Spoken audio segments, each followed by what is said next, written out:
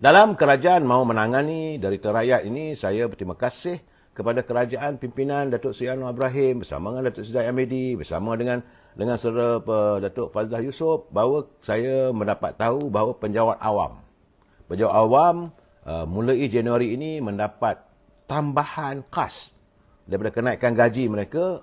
Kalau mereka dapat naik gaji 200 ke 300, ada tambahan khas, itu sejumlah RM100. Jadi kalau ada kenaikan gajinya 300, maka dapat lagi tambahan RM100 bermula Januari. Dan ini meliputi mereka yang dah pencen, mereka yang secara kontrak dan sebagainya juga mendapat tambahan tersebut bermula Januari 2023, saudara. Bagaimanapun, saya amat mengharapkan, kerana persoalan ini juga disuarakan oleh sahabat saya, iaitu Atuk Johari Harun. Tok Johari Harun saban malam mengingatkan pimpinan negara, selain daripada menangani persoalan tentang warga penjawat awam, kena juga dilihat orang kampung. Jadi orang kampung tak ada pendapatan tetap. Kaki tangan kerajaan dia ada gaji tetap.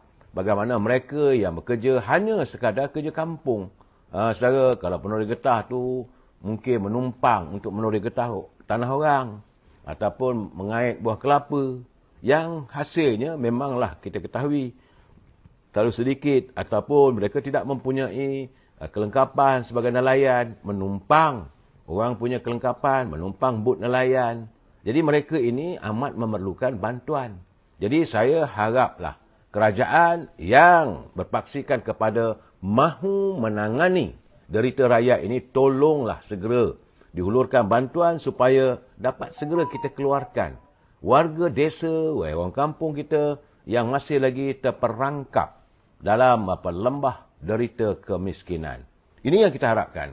Di samping itu, kita terima kasih kaki tangan kerajaan dapat tambahan RM100 daripada setiap kenaikan gaji. Orang kampung, itu yang setiap malam saya dengar, Atuk Johari Harum, dia minta supaya jangan dipinggirkan warga yang tak ada kerja.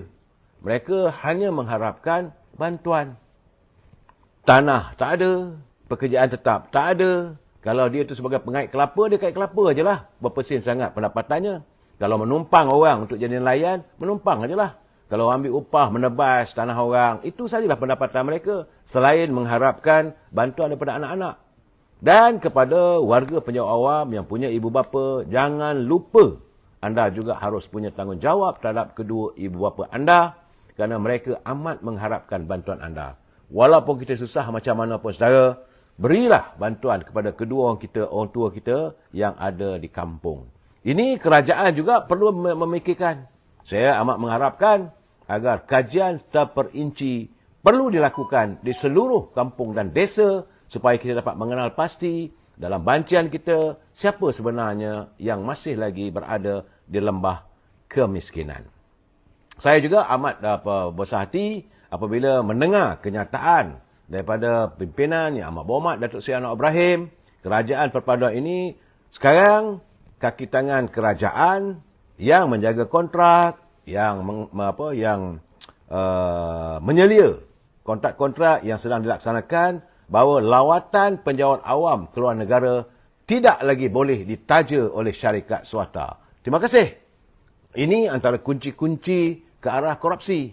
Jadi kaki tangan awam pun kalau nak keluar negara pun mesti mendapat keizinan. Seandainya kontrak itu mempunyai produknya datang daripada Amerika ataupun daripada England atau daripada Jerman apa semua, yang diizinkan tidak lebih daripada 3 orang kaki tangan di sebuah jabatan itu untuk meninjau, melihat kualiti bahan-bahan yang nak dibawa masuk oleh syarikat yang mendapat kontrak dari kerajaan. Dan biaya itu hendaklah dimasukkan dalam kos pada projek itu. Dalam arti kata yang lain, tak boleh ada sampingan. Bagaimana yang saya katakan, 2-3 malam dulu, sekadarnya mereka yang sudah pun mendapat kontrak. Kontrak runding terus. Dan hari ini, Datuk Seri Anwar Ibrahim telah pun mengarahkan, beliau di Kementerian Kewangan, mengarahkan supaya dikaji semula setiap kontrak-kontrak runding terus ini. Saya harap, jangan marah pada kerajaan. Terus pergi jumpa dengan kementerian, jumpa dengan pegawai, nyatakan secara terus terang. Harga kontrak saya sekian-sekian banyak. Ini waktu rundingan terus dari itu adalah agihannya. Saya bersetuju untuk melaksanakan projek ini pada A, pada harga A. Bukan A++. Yang plus-plus ini kita potong jadi supaya anda dapat melaksanakan kerja dan tidak adanya elemen korupsi. Kita tak lupa saya banyak dulu kontrak-kontrak. Kita kena terima hakikat. Ini memang berlaku. Bagaimana sesuatu kontrak itu dirunding terus, ada surplusnya. Ada harga yang bukan harga sebenar. Jadi saya haraplah teman-teman saya yang berniaga, ahli perniagaan, ahli korporat, seandainya syarikat anda mendapat kontrak tetapi telah pun ditangguhkan perlaksanaannya, surrender betul serang. Ceritakan keadaannya. Saya rasa bukan tindakan akan diambil, malahan kerajaan akan berterima kasih dan seluruh rakyat Malaysia juga akan berterima kasih pada anda kerana anda sanggup tampil ke hadapan menceritakan realitinya supaya ketirisan ini tidak berlaku lagi. Dan apabila kerajaan pimpinan Sri Anwar Ibrahim mengatakan tidak lagi boleh menaja mana-mana pegawai kerajaan yang menyelia ataupun yang berhubung kait dengan suatu projek di luar negara itu tidak dibenarkan. Kalaupun nak bawa, mestilah. Siapa cakap ni? Teruk benar ke Malaysia ni sampai sebut rakyat derita? Memang teruk, saudara. Memang tidak dinafikan. Saudara mungkin ada pendapatan bagaimana di desa-desa. Teruk, saudara. Tambah pula harga barang naik. Jadi, janganlah kita, bukan kita nak mencaci, tapi menjelaskan keadaan realitinya. Dan saya agak khawatir, agak bimbang. Hadirnya tahun 2023 ni, kita tak tahu bagaimana kedudukan ekonomi dunia. Saudara Baharudin, dia kata jangan habiskan duit simpanan EPF dan wang selepas bersara, simpanan hari tua dan sakit. Saya tidak mengatakan habis semua. Cuma saya katakan yang punya 50,000 ke atas. Kalau 50,000 simpanannya, dikeluarkan 5,000 saja. Bukan habis, saudara. Masih lagi ada simpanan. Kalau dia ada simpanan 100,000, dia dapatlah keluarkan 10,000. 10% saja, bukan dihabiskan. Saudara Baharudin, bagi itu pandangan saya. Ini juga yang pernah disuarakan oleh Datuk Seri Najib satu ketika dahulu. Tak susah mana pun, tak banyak mana pun saudara. Sekadar 10% okey. Nak menghadapi hari tua, bukan sekadar hari tua. Dalam keadaan sekarang kita susah ni. Jangan nanti dalam keadaan susah ni, tak sempat menghadapi hari tua. Dan tak ada makanan dan sebagainya. Kita tak tahu apa nak berlaku dalam masa-masa yang mendatang, saudara. Itu keadaannya. Baik, saudara. Itu tentang ekonomi, tentang beban rakyat. Cuma saya lihat bahawa sekarang ini isu skandal Menara Kuala Lumpur masih lagi jadi bualan panas di media sosial. Macam mana saya katakan kemarin, saya hairan kenapa tak pasal-pasal Tan Sri Anwar Musa dicampur tangan menjelaskan. Buat apa nak dijelaskan? Saya juga mendapat tahu bahawa 3 orang kaki tangan di syarikat di Kementerian Komunikasi telah pun dipanggil oleh pegawai ataupun penyiasat Suruhanjaya Pencegahan Rasuah untuk melihat, untuk mengkaji sejauh mana persoalan. Kerana yang menjadi persoalannya, banyak rakyat nak tahu bagaimana tender yang menguntungkan itu boleh diberikan kepada syarikat yang bermasalah. Itu isunya, saudara.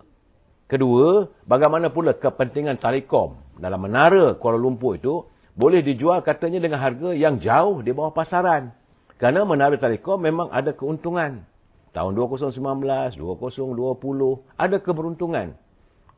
Dan apakah ada dengan pihak-pihak tertentu dalam lembaga pengarah syarikat yang saya sebut yang mendapat kemudahan memperolehi tawaran mengendalikan Menara Kuala Lumpur. Apakah dia mendapat layanan VIP? Ini keadaannya. Sebab saya tengok sekarang ni bahawa SPRM telah pun memanggil 3 individu untuk siasatan. Suruhanjaya Pencegahan Rasuah mengesahkan mereka kini sedang menyiasat dakwaan penjualan saham mencurigakan hak milik pengurusan Menara Kuala Lumpur. Itu SPRM akan menyiasat sama ada wujud ataupun tidak elemen rasuah dalam penjualan 100% saham Telekom dalam syarikat Menara KL Sdn Bhd kepada syarikat tersebut pada Oktober 2022. Tak lama pun saudara sebelum pilihan raya umum. Bagi saya, siapa yang terlibat, jawablah sendiri, saudara. Cuma petang tak ni apa, selepas saya makan tengah hari, saya selepas solat Jumaat tadi saya berkesempatan duduk sambil minum-minum bersama dengan mantan Menteri Wilayah Persekutuan dan juga beliau merupakan mantan setiausaha politik kepada almarhum Tun Razak, setiausaha politik kepada almarhum Tun Dr. Ismail. Banyak orang tak tahu, iaitu Ahli Majlis Tinggi UMNO yang masih lagi aktif dalam UMNO, Tan Sri Syahril Samad. Dalam perbualan saya tu, saya bertanyalah dengan beliau, apakah perbezaan zaman Tun Razak dengan masa kini? Secara terus terang, Tan Sri Syahril mengatakan banyak bezanya. Mungkin kita katanya ketika itu rakyat, orang miskin ramai. Dan warga bangsa kita ni tak ramai yang terpelajar macam sekarang. Jadi sebab itulah dia kata, bila orang yang bijak-bijak ni tak ramai, dan tak ramai orang yang senang lenang, maka mereka amat mengharapkan kepada pemimpin. Dan pemimpin ketika itu, mereka berkhidmat semata-mata untuk rakyat. Tidak ada soal rasuah itu, dia kata memang ada. Sebab itu saat itu diwujudkan Biro Siasatan Negara, BSN. Sebelum dirombak kepada Badan Pencegah Rasuah dan dirombak kemudiannya kepada Suruhanjaya Pencegah Rasuah. Jadi BSN dulu, kalaulah ada mana-mana pegawai BSN yang pergi ke pejabat-pejabat kerajaan atau pada syarikat-syarikat besar, orang yang terlibat dalam adanya elemen rasuah ni, demam saya. Dan menurut Tan Sri Syahril, kepimpinan waktu era Tun Razak, kepimpinan era Tun Dr. Ismail, mereka begitu jelas memimpin negara ini dengan penuh keikhlasan. Gaji pun tak besar mana pun. Bukan macam sekarang, puluhan ribu. Tetapi mereka menyantuni untuk rakyat. Mereka membangunkan negara. Memang tak boleh dinafikan, saudara. Bagaimana kita lihat jutaan hektar tanah di seluruh negara ini dibangunkan, dibongkar hutan belukar oleh Tan Sri Taib Andak untuk merealisasikan projek Felda. Akhirnya hari ini warga Felda ramai yang menjadi pemilik pada tanah walaupun seluas 10 hektar, tapi ada hasilnya. Ini adalah perjuangan dan inilah yang meletakkan UMNO itu disayangi. Cuma akhir-akhir ini, menurut kata Tan Sri Syahril, mungkin ramai dah senang lenang, dia lupa jasa UMNO. Sebab itu pada teman-teman, khususnya warga Felda, saya ingin berseru pada anda, janganlah kita lupakan pada parti politik Melayu yang memayungi warga kita, iaitu UMNO, yang memberikan anda kesempatan untuk menikmati, berkongsi kemakmuran negara. Soal pemimpin, soal lain. Kalau anda tak setuju dengan pemimpin itu, suarakan. Tak ada masalah. Sebab kita negara demokrasi. Dan kita juga hari ini, kata Tan Sri Syahril, anak-anak dah bijak pandai ramai. Jadi bila mereka bijak pandai ini, tentulah perikiran mereka adalah perikiran yang kritis. Sebab kami berbual macam mana hala tuju pemikiran warga bangsa kita, khususnya warga UMNO. Kita menjadi persoalan, kenapa kita boleh kalah. Zaman dulu, zaman Tun Razak, tak ada masalah. Tetapi secara berterus terang, saya mendengar kenyataan itu saya ada kebenarannya. Tadi dalam perjalanan pulang, saya terfikir. Memang benarlah. Dia kata yang merosakkan dari segi aura politik warga bangsa kita ini. Dia kata tak lain tak bukan Dr. Mahathir. Memang dulu pun saya dah bercakap. Jadi ini mengesahkan pemikiran saya bahawa kehadiran Dr. Mahathir dalam di anjung kuasa di Seri Perdana itu bukannya untuk memajukan warga bangsa, tapi banyak kepada untuk melingkupkan. Apabila beliau merubah dasar kepimpinan negara, dasar ekonomi baru kepada dasar pengswastaan. Inilah kuncinya yang saya rasakan. Sebab kata Tan Sri Syahril, dia kata banyak syarikat-syarikat milik negara akhirnya dimiliki oleh kaum kroni. Jadi bukan untuk rakyat semua. Banyak syarikat-syarikat yang dulu ada kaitan dengan UMNO, dengan kerajaan, menjadi dalam projek penswastaan. Hanya orang-orang tertentu saya dapat nikmatnya. Jadi sebab itu dia kata, orang yang bertanggungjawab tidak lain tidak bukan adalah Dr. Mahathir. Sebab itu beliau memang, siapa tak tahu, beliau sendiri jadi wakil rakyat, dia berhenti. Dia letak jawatan, dia adakan pilihan raya. Kerana waktu itu beliau menjadi ahli parlimen mewakili Parti Barisan Nasional. Tak bersetuju, dia berhenti. Dia bertanding atas tiket bebas. Alhamdulillah dia menang. Saya waktu itu menyokong kepimpinan kerajaan waktu itu Barisan Nasional. Saya cakap, Tan Sri dulu memang, iyalah, dia kata, dia tak salahkan, dia kata, sebab memanglah you dalam pemuda, mesti mempertahankan parti dan sebagainya. Kemudian saya bertanya dengan beliau, sebenar-benarnya saya kata, siapa yang bertanggungjawab membawa Dr. Mahathir masuk kembali dalam UMNO ini selepas beliau disingkirkan oleh almarhum Tengku Abdul Rahman? Dia kata orang bertanggungjawab adalah Tun Razak. Kerana Tun Razak merasakan bahawa mungkin benda inilah boleh keinsafan padanya. Jadi Tun Razak bersama dengan almarhum Datuk Harun Idris membawa beliau masuk. Tetapi sampai ke akhir hayatnya, almarhum Tun Dr. Ismail, ini bicara mulut daripada Tan Sri Shariah Samad. Dia kata Tun Dr. Ismail, beliau sebagai sesuatu politiknya, tidak bersetuju Dr. Mahathir kembali pada UMNO. Sampai sudah. Memang pun Tengku Abdul Rahman pun sampai ke akhir hayat beliau, juga beliau tidak bersetuju dengan hala cara kepimpinan Dr. Mahathir. Itu keadaannya, saudara, supaya bila kita melihat, kenapa saya nyatakan gini, sebab hari ini keluar lagi kenyataannya. Dalam berita harian, dalam beberapa media, Dr. Mahathir meragui bahawa dia kata Anwar Ibrahim itu bukanlah orangnya yang boleh memimpin negara ini. Bukanlah boleh memimpin negara secara dengan jayanya. Saya katakan 4-5 malam dulu, saya kata takkan dia seorang saja boleh memimpin. Tapi bila saya berbual dengan Tan Sri Shariah Samad, terjawablah persoalan ini, memang itulah karakter Dr. Mahathir.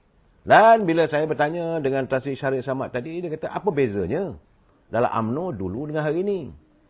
Menurut Tan Sri Shariah Samad, dulu pemimpin UMNO di peringkat bahagian, di peringkat cawangan, ikhlas. Tapi pimpinan hari ini banyak meletakkan kepentingan diri. Ini yang akhirnya membuatkan warga bangsa, warga UMNO berkecil hati. Dan akhirnya mereka menyisihkan diri. Bila saya bertanya pada Tan Sri Shariah lagi, saya kata bagaimana dengan kita sepatutnya melahirkan lebih ramai pemimpin masa depan. Dia kata ini tidak berlaku zaman Dr. Mahathir dan menjadi ikutan. Lepas zaman Pak Lah apa semua tu menjadi ikutan. Akhirnya mana calon-calon anak-anak muda yang punya kelayakan, yang punya kemampuan untuk diketengahkan untuk menjadi calon pemimpin, diketepikan.